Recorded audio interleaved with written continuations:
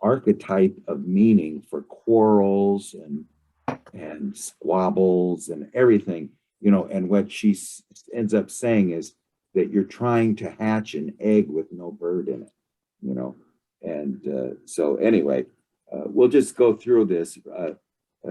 The Snow White and Rose Red is there's this poor widow who lives alone in her cottage with two children who, because they were like the flowers blooming on the rose bushes which grew before their house, uh, were called Snow White and Rose Red. And you know, that is going to come up later in the oh wait, that's not the But just this one here real quick. Is oh well, anyway, let's see here. It is that at the end these come up again. The snow, they transplant the flowers that grew before their cottage. Okay, so anyway, they live. Rose Red was the more lively and the more extroverted of the two. Here you can see the Snow White and Rose Red.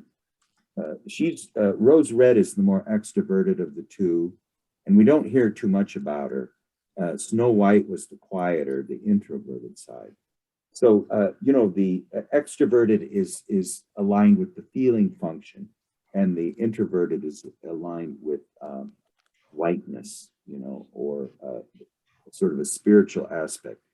And the little girls never quarrel. Okay, it's a little paradise. They're obedient and they lead a wonderful life and help their mother. And they sometimes do risky things, though, such as going into the woods, playing too long, forgetting to come home, and then falling asleep under a tree close to the edge of a pit into which they would have fallen uh, if they had walked a couple steps further. But their mother said that they had an angel with them, you know. So here's the pit and the angel who keeps them from falling in to the pit. And they but now what she says about that first part of it is that there's an innocent childhood paradise. It's a mother-daughter paradise, but it's too beautiful. There's no tension, and there's three persons, and it's incomplete. So the fourth thing must appear, you know, and it does indeed appear. One evening, while sitting at a hearth, there was a knock at the door, which Rose Red, the extrovert, opens, and there appears a bear. And after some flutterings and beatings by a dove and a lamb, they let the bear in, since he says he doesn't want to harm them, but is half frozen and wishes to come in and warm himself. And the bear only comes initially in wintertime. So he is the male element comes in, which was before entirely lacking, is now here. And it was lacking in the outer sphere and the inner sphere. The feminine atmosphere is ideal, but only while Snow White and Rose Red are young, until the male element comes, which is this tension. Okay, doesn't have to be an outer being; it has to be a tension. Until the tension comes, they're not really in time; they live out of life. And then the masculine and the feminine world are not in the right connection on the human or the spiritual level. And the feminine paradise, in the feminine paradise, is important, though, because they realize they're different and need to develop their feminine aspect. And Louise von Franz said that she taught young children, and she said girls who wear bear skins, you know, in other words, they live in this feminine paradise, were much more alert, got better grades, were more interested in school than those who go into the sexual side too early. It says that they need to develop their feminine side so the feminine and the masculine can meet later at a much higher level. She found that the ones who entered the sexual, went over to the other side too early, lacked a vital substance and became exhausted too early. That was her own impression. And she also mentioned something, that there's not only a great attraction between the feminine and the masculine, but they're always genuine opposites who threaten each other. The women of pulling the man into the feminine ways and vice versa. The constant tension is not abnormal, and the otherness makes the attraction work. So anyway, she mentions too. This is just a wonderful little thing she said. I know I got a lot of pushback on it, but it was this is typical Marie-Louise Franz. The feminine is more concerned with the near at hand, the imminent, okay, and the masculine is more concerned with outer things that are not imminent. And so she says women are more concerned with their neighbors, with births. Also, it's the feminine too. The feminine is more concerned with their neighbors, with births, with deaths, with personal things. It is their task to create the atmosphere of connectedness, okay? Absolutely essential between those near at hand, while the men must know what is happening outside and take measures to meet that. Now, and then she had this wonderful thing. Now, it's just funny. I think maybe you don't like it, but she says in the I Ching, she says it that to look through a crack in the door is perfectly okay for the feminine, but it is harmful for the masculine to look through the crack in the door, which is just kind of you got to think about it. I had to think about it a little bit what that meant, but you can see it. It has something. And when we're talking about this is not talking about men and women. Really, what we're talking about is masculine and feminine. The yin and the yang. And where these are really real tensions.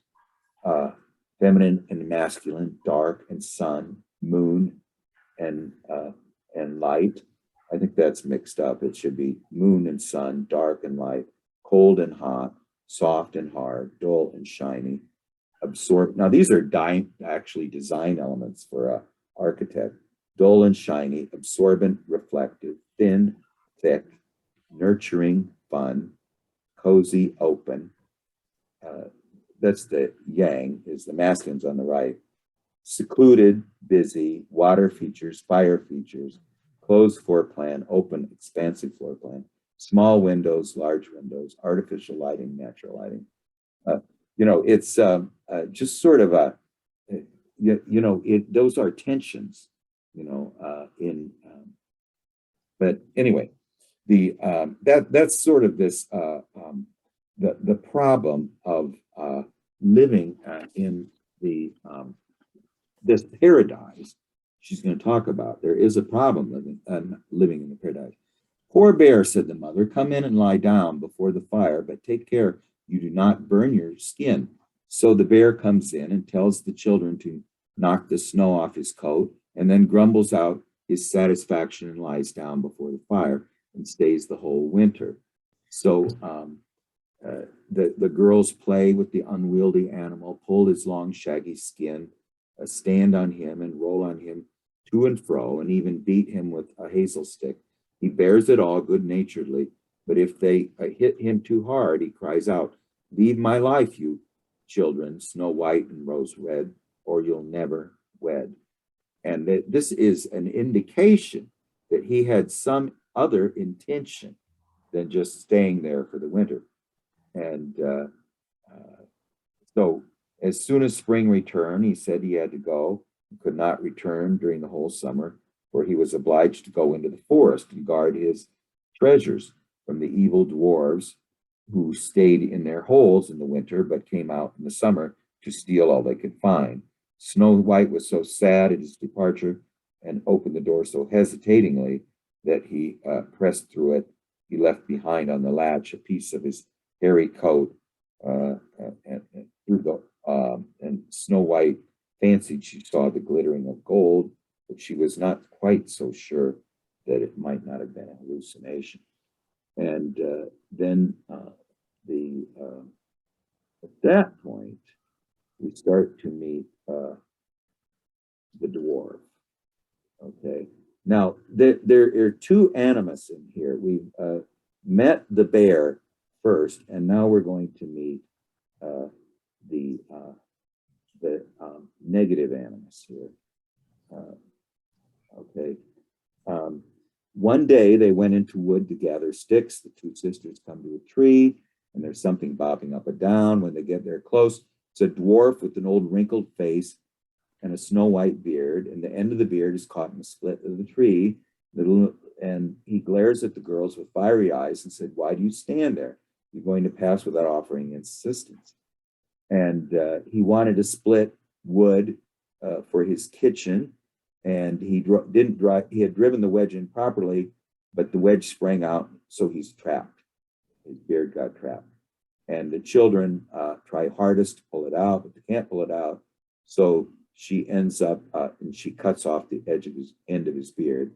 And so he's freed, but the dwarf picks up his sack filled with gold. Instead of thanking them, insults them further, and runs off, calling them stupid for having cut off a piece of his beautiful beard.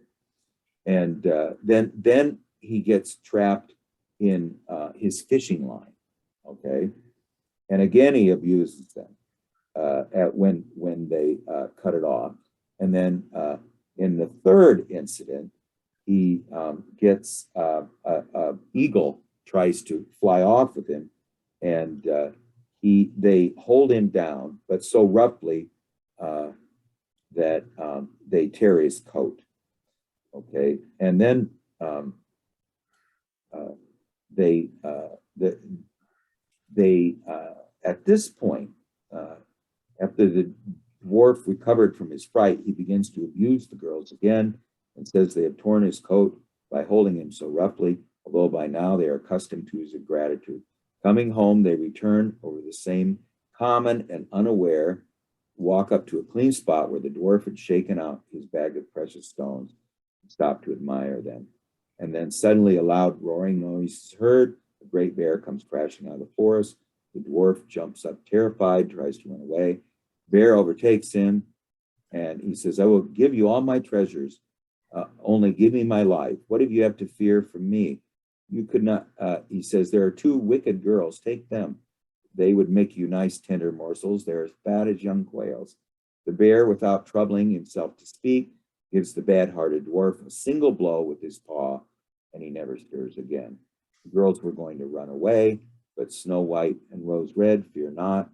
Wait a bit, and I will accompany you." They recognize his voice and stop, but the bear's rough coat falls off. He stands up, and a tall man, dressed entirely in gold, he's a king's son, was condemned by the dwarf, who stole all his treasures, to wander the forest in the form of a bear till the death released me. So now he receives the punishment he so richly deserved. And then they go home. Snow White's married to the prince, Rose Red to his brother, with whom they share the immense treasure. And the rose trees that had stood before the cottage were planted now before the palace, and every year produce beautiful red and white roses. So anyway, this is that's the fairy tale. So the idea here is the difference between the bear and the dwarf. Now, first of all, she just talks about the feminine world. The only feminine world lacks the breadth of horizon, the narrow and personal. If it's not in contact with the masculine principle, it's you know, it is has a lack of breadth, you could at least say. The women with the positive mother complex tend to have self-assurance, but it's a danger. There's also dangers and disadvantage. But here, there's a normal development. On a winter's day, the bear, the fourth element, walks in. The bear is often in other tales is a bewitched man in a bear skin, and he is he is she says that the problem with the feminine world is it is too gentle and too yielding. She says a world with nothing on the harsh side is not life. A woman, if she's too feminine and her feminine is not aggressive, can be overlaid by life. You know, she needs to have a little bit of, she needs to have the feminine and yielding side, but she also needs to be like the bear, not like the dwarf. And this will be contrasted here beautifully. She says the over gentleness usually results in them not really achieving they tend to be a little foolish, she says. And she says, but now this is not so common nowadays because the poison of being too aggressive has got into women. But is it the right kind of aggression is the question. That if she just is going to describe the one-sided world a little bit. If you're too one-sided and feminine, you're out of life, not able to cope with it. Such a world is so gentle, where everything is so gentle and roses, and where nobody quarrels, needs a bear. And he comes in wintertime. He's good-natured, but he knows when to when he has come to the end of the road and it's time to take action, and puts a stop to the nonsense. And so the point of the story is where the bear instinctively kills the dwarf over whom the girls have become too sentimental. And so it's the question of what type of masculine you integrate into the feminine world without going too far. And the bear illustrates the ideal reaction. He's not bad-tempered or angry like the dwarf, who works himself into a rage, a state of constant irritation. And simply and without words, the bear kills the enemy when he meets him. And so in women, there are these two animus figures. And the one who causes the problem is this irritated and irritating, the one who's always irritated and irritating all those around them, perpetually creating little quarrels all over the place over any stupidity. And every time he speaks a lot too. The bear does not say very much, you know. And the dwarf always gets involved in idiotic entanglements, you know,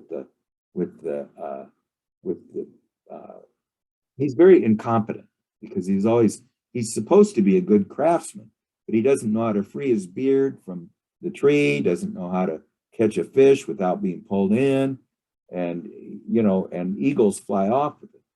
So I mean, this is the idea of the what type of masculine is integrated in the feminine consciousness. The irritated animus has no sense of humor, is ungrateful, and is full of the power principle. And it expects this animus expects to have someone get him out of his entanglements. He has annoying demands, which is the classical aspect of the irritating animus, and everything in that type of person is formulated from a hidden standpoint of having the right and the need to be served. And it's now that is the compensation, the compensation, the negative animus is the compensation for the two yielding feminine nature, which is always ready to say yes and can't say no. So the opposite of that is the one that demands, isn't yielding at all. It's very demanding, and that's going too far in the other direction. So what they need is the bear, the one that just without words, just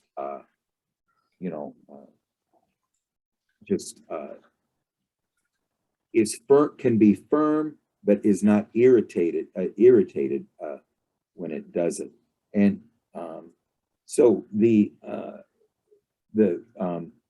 world needs this firmness, but not the irritated one who talks all the time.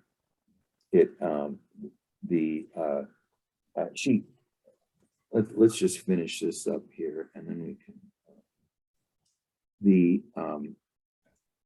The idea is that the animus is her creative impulse. The dwarfs represent the creative impulse in her, and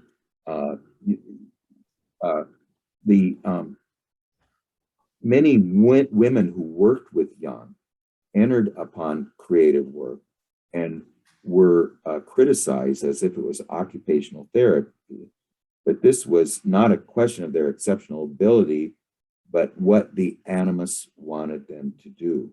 The animus is meant to be this aspect of meaning, and one who brings into being in the woman the meaning and the creative, and so that's what the animus is supposed to do.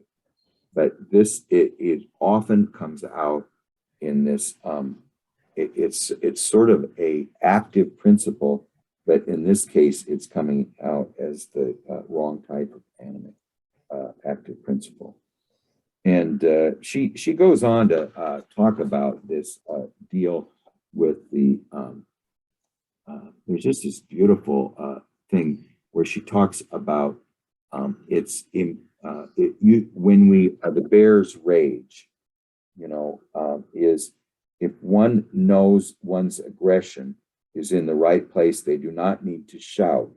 The element of rage has been transformed. And we're going to see where we need the rage too, because this comes up very often in marriages and relationships.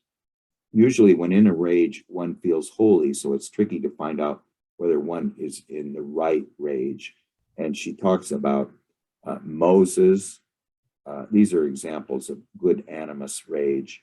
Ares in the Trojan War, and Hathor, who becomes Setmet and goes in and starts because he was sort of like Noah's flood. He goes and starts killing everybody who was sinful, and then the gods said, "Well, pretty soon there's not going to be anybody left." So they tricked him to get him to stop. And so it really what it is the wrong kind of pity. Okay, that the feminine has pity for the dwarf, but the dwarf doesn't overdoing maternal pity is against instinct and can become its own opposite. So the feminine suffers when the virtue of pity and compassion goes too far, because their objectivity and detachment needs to see what's good for the other person. Because often if you were too compassionate, you're going to let them remain in their infantile state. And if she has a husband or lover who has dwarf-like, at some point she must tell the man the truth and tell him to clear out. And sometimes through pity, this compassion overcomes her, and she cannot let him down, but the dreams still say, throw him out. And she says there is, now if you remember in Anna Marjula, they had this wonderful contrast between masochism and sadism. And the feminine, who is too compassionate, tends to be take the pain on herself. So it's sort of a sadistic pain, a sadistic blind spot. So it's the wrong kind of pity, and it unleashes destructive powers. You know, husbands who are abusive drunks, etc. You know, so that is the reason, one aspect of that. But she says that a lot of women do it just because they don't want to be alone and they want to be connected with with life and with someone, and they want someone to get their maternal compassion. But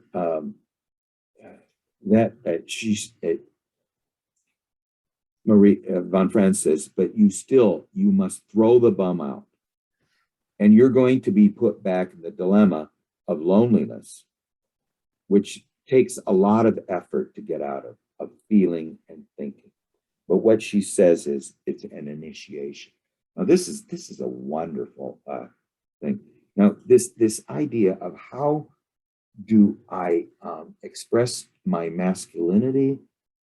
How do I express my firmness?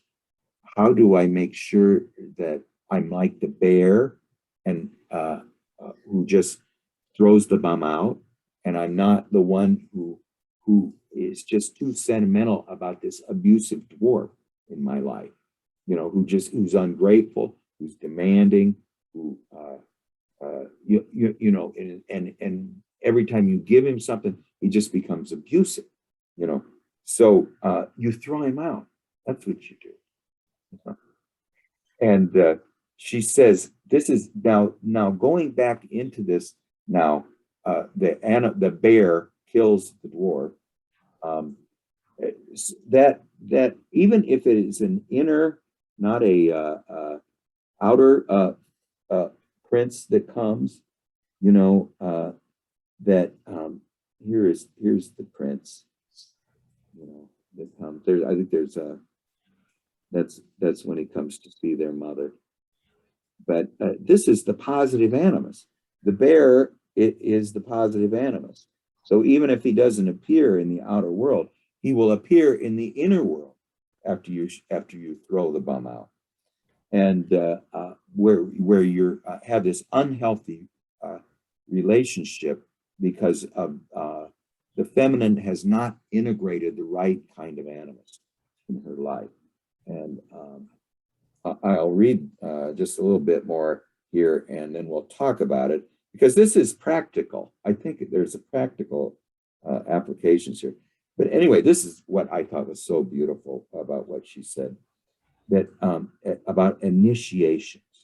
Okay, the idea is that we experience this. We are willing to. We would rather be alone than live with the negative, abusive animus. Okay, and so that loneliness that we need to get out of. Here she describes it. Every dark thing one falls into can be called an initiation. To be initiated into a thing means to go into it, to go into this separation from the abusive animus. The first step is falling into the dark place, and usually appears initially in dubious or negative form. Falling into something means being possessed by it. The shamans say being a shaman begins by falling into the power of demons. And the one who pulls out becomes a shaman. The one who stays in it is the sick person. So every psychological illness, and being possessed by the negative animus is definitely a psychological illness, is an initiation. And getting rid of him is an initiation. And it is something which belongs to you. This falling into this darkness belongs to you, and now you must get out of it. It's just a wonderful statement of faith in your the meaning aspect of the positive animus, the one who brings meaning to the world. It talks a little bit about beard entanglement, but that just usually means just the beard symbolizes just unconscious talk, which the animus is really good at. Just rattles on and on about nothing, So now she ends up with the end of the story here, and I'll turn it over to Gary here. But the bear marries Snow White and Rose Red, and there's this marriage quaternity. There's now this four. The mother is the matrix in which the totality forms. So the mother represents the vessel in which the marriage quaternity takes place. She also represents not the destructive mother, but nature itself. So this is the idea of the snow, the white roses and the red roses being transplanted. That is the symbol of that they are in the matrix of Mother Nature, and there is a he says too that she thinks that the dwarf was after he died became the brother of the bear, and that's who married Rose Red. Okay, now she finishes up with this one thing that's right up my alley, is the difference between knowing something and realizing something. The intuition versus the sensate. The intuitive sits back, gets a positive message like this fairy tale, or gets a positive dream and thinks they've won the battle. But the sensate knows better that it needs to be integrated into his being before he realizes it. The sensate doesn't just have this light turn on. The sensate lives it, and the intuitive can tell the sensate, well, I noticed that 5 years ago. But the intuitive mistakes knowing something with realizing something. And, this is just something I find that when I'm reading or doing anything, if I write down an outline, whatever I'm reading, I get it. If I just read it, it's just gone, it just leaves. There's this sensate aspect that needs to come in before I get it, but anyway, let's just, Gary, why don't you start, and we'll just discuss this fairy tale and the difference between the negative and the positive animus, and if anybody's ever experienced a dwarf in their life, or like I said, this seems to me to be more, it happens as much in the men's world. I deal with these people all the time, ones that are so touchy and anything touches them off. And what does that represent? But Gary, why don't you just take over? Yeah, I think the thing that I'm really finding fascinating about this is that difference between the intuitive and the sensate, where the intuitive thinks that because something is seen and you recognize it, that's the same as integrating it. And of course it's not. It's seeing something is just the beginning of the work. So, but in the fairy tale, I mean, do you see where that, what part of the fairy tale that would be demonstrated in? It's the end of the, well, I would say the bear marrying the bear. Okay. She didn't really marry the bear. She integrated the bear. The bear is now part of her. She got rid of the dwarf or the bear in her who was her. Now, here's the other thing. The dwarf is her, in her, and the bear is in her. Okay. So the bear in her killed the dwarf in her. And so now she's integrated the bear in her. She marries him internally. Oh, right. Now I see it. That's just beautiful. Okay, I'm gonna go ahead and circle around and get comments and questions. I know, because I like what you just said there. I hadn't seen it, and I'm like, well, I'm sure it's in there, but I'm not seeing it yet. Annette, do you have comments? Yeah, I think this actually happens a lot in most women's lives, I think. And to me, it strikes like if you allow yourself to have healthy boundaries, then the dwarf aspect of myself or disappears to the background, and it changes into this more positive animus. And also the feminine can blossom then. These beautiful roses come then, and so yeah, I think you see it a lot, and you see also the dwarf transforming into the brother of the bear. Like if the these male aspects who can go through these transformations and then become healthy again. That can happen. Yeah. Have you ever had a bear in your life? I mean, I'll tell you, my bear is my grandfather. Yeah. He would not put up with, he's from Norway, and he would not put up with people arguing about politics, arguing about a religion. He would just come in and say, end it. I mean, he was about, he was a bear. Have you had a bear in your life, Annette? Yes, and I've seen it in women also in both males and females, and it's wonderful. It's wonderful when it happens. It's absolutely wonderful. Yes. So clearing and so human too, because this is what Hillman says, that the animus mind, the one that is this irritating aspect, is the one who's allied with opinion. Okay. Mm-hmm. Now, the positive animus is allied with, he is the son of the mother. Okay. Mm-hmm. All right. Now, the bear is, she mentions that he has the feminine article in almost every language.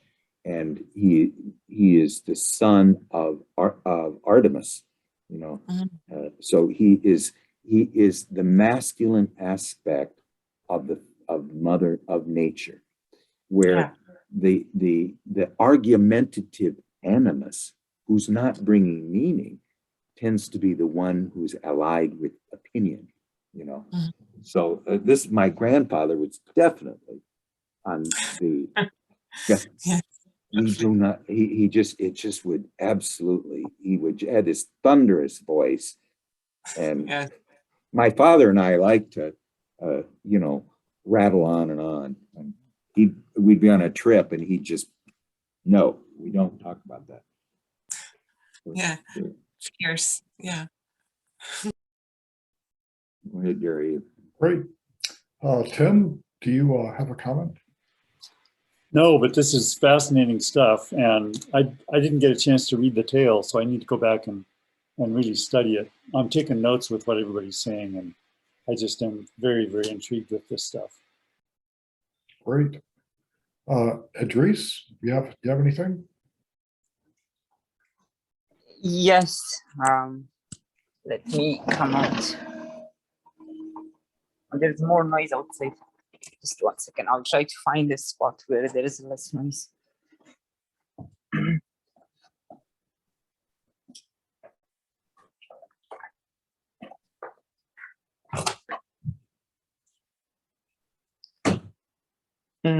I found women, when they express a story about a relationship, they are very objective.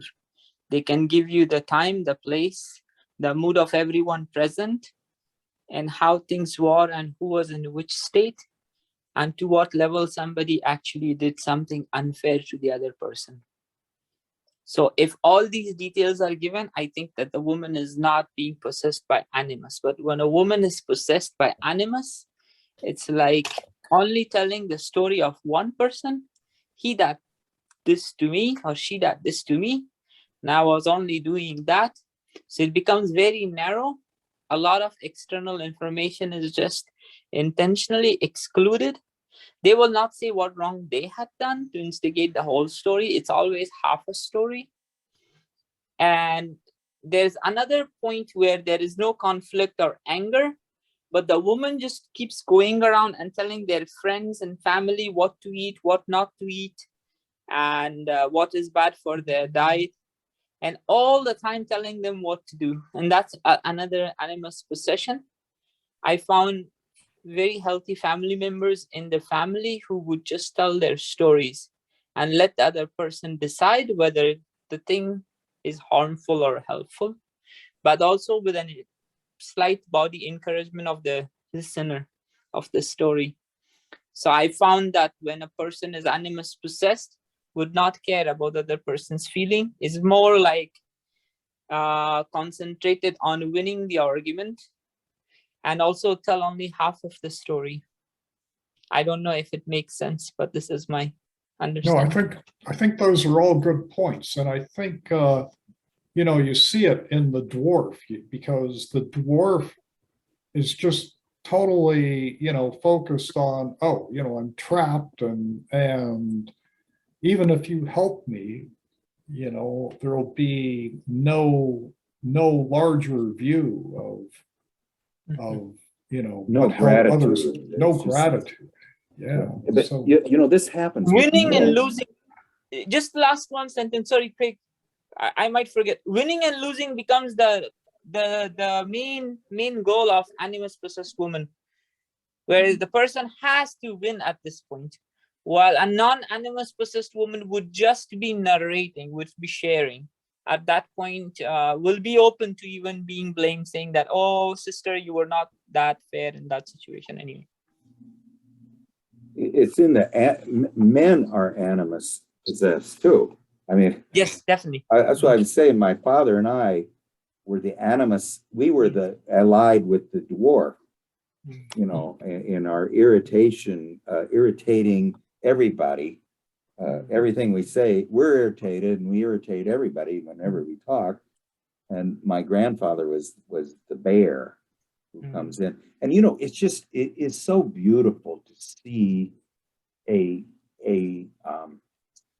you know, my grandfather's first cousin in Norway, her name was Beata. She you know, she's the one when she first saw me, she says, Craig, both my feet are on the ground. You are up in the clouds. You know, I don't know where you are. You know, she's telling me this in Norwegian. She says, and she had the bear in her, you know, where she was totally honest, yet did not, could speak without irritating. And she spoke from the bear's point of view of nature and didn't waste a lot of words doing it. You know, I mean, she was just so direct about it, you know, and anyway, if she was, she, you know, the most fascinating people I have ever met have been equally balanced between the feminine and the masculine genders. I mean, they weren't either overly feminine or they weren't either overly masculine. They had a very strong masculine or feminine presence in them. You know, if they were a man, they had a very strong feminine aspect of listening, of being receptive, of you know, of being patient and kind. You know, where the woman is not involved in just the like you know, like you just pulled her out of some say a woman's camp. She's very allied. She has a strong sense of firmness, but also she's very feminine as well. Strong. I had a family member Strong woman. just connected to the woman peeping from the door and men who are anima possessed. I had a family member who was married to one of my female family members, and he was high up in a bank level, highly educated, and almost like a CEO, you can say, head of banks and second. Now, when he would come home, he would not forget that he's a boss. That was not a problem. Two things were a problem. One is like, he would nag and complain about every single detail of any single detail he could find. Just like that princess sleeping on 20 mattresses and finding one chickpea under, and then having a bad morning because of it. The second was, if there is a group of people in the room and everybody's chatting with their favorite person in the room, his wife, which was related to me, warned everyone that my husband is able to actually listen to multiple conversations at the same time. Don't just get persuaded that he's so busy talking with somebody and he's not listening to your talk either. And I found that actually he was misusing that power that he would gain from those conversation listening, over listening of, because he would not actually come forward and directly say that I know this part, but then would put you in situations and knots that you could never avoid. So he would gain an upper hand. It was very, very ugly. Real Machiavellian streak, it sounds like. Well, let's go on. Go ahead. Well, let me just mention one thing to this. In the unconscious, in the positive outcome of a dream or the fairy tale, there is an instinctive possibility that's constellated that indicates possible growth. So the dreams with positive solutions came from the instinctive layers, and there is growth is constellated there. But so now she says that there is a that you not only know where the pond is, where there are fish, but you know there is a fish in the pond that you can catch. So that is the object of the positive dream, the positive fairy tale. And she says in the I Ching, you're hunting deer in a place where there are no deer. And she says that a lot of women will sit on an egg, their animus egg, and it's empty. And there's nothing in it to hatch. So the idea of having the positive animus in there is to constellate the growth of the positive dreams, and it's really to bring meaning. This is the idea of the positive animus. But anyway, go ahead. I think Azine is. Yeah, Jordy, do you have a comment? Yeah. Well, yes and no. I am interested, say, in chapter 5, the further elaboration of the thing. I have caution when reading fairy tales, in the sense of not over-elaborating the interpretation. Looking to the freshness and the vibration they introduce me in my sensibility. Otherwise, another caution is that I'll be slightly more Freudian than the average on reading this fairy tale, not ignoring the superego, as you say in England, which is something that Jungians tend to overcome often. So I can elaborate here, but perhaps it's not the time. Now, on top and above everything, it's a call for wisdom, this fairy tale.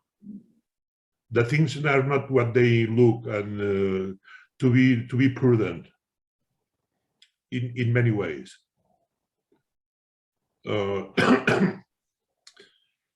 I wouldn't go much far on gender, anima, animus here.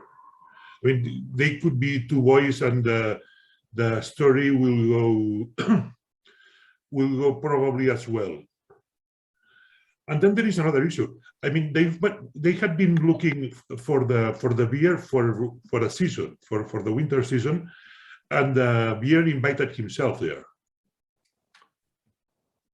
It had, say, a minimum table manners, not much more than that. It's like when you have a grandfather kicking out from the, in a way, it was not trouble. So I mean, there are several angles. I am trying to look at that as if I were a teenager girl. The bear comes in the winter and then leaves in the spring. So he's sort of this figure that's lying underneath. I mean, when I read this type of thing, I have the feeling I am as if I were reading that to my daughter when she was 12 or 10 or something like that, anticipating the type of questions she will ask.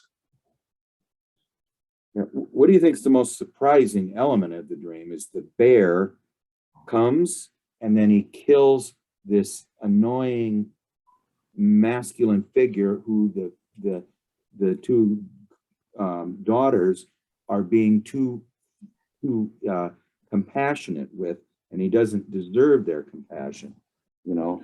And well, the dwarf was, I wouldn't say it's masculine, it's a bastard. I mean, the only masculine thing is that he has a beard, I mean. Yeah, he's that's why I say he's the beard, and he's not masculine with his beard, he's pricky. Yeah, he handles his beard as, say, a girl will handle his nails. he's not at all he's not at all he's not the quiet silent type. No. Me, myself, as a member, I mean, as a male, I don't relate to dwarfs, particularly to this one. Well, just to mention a little bit about the dwarves, you know, they are they mine underneath the ground. They are represented by the kabiri, the telesporos. You know, they wear the pointed hats, which you know, usually she says 99% of the time the dwarf is a positive figure in the dream. But in other movie, not in this movie. No. I'm going to stop the recording now, and we'll just the rest of it will be unrecorded. One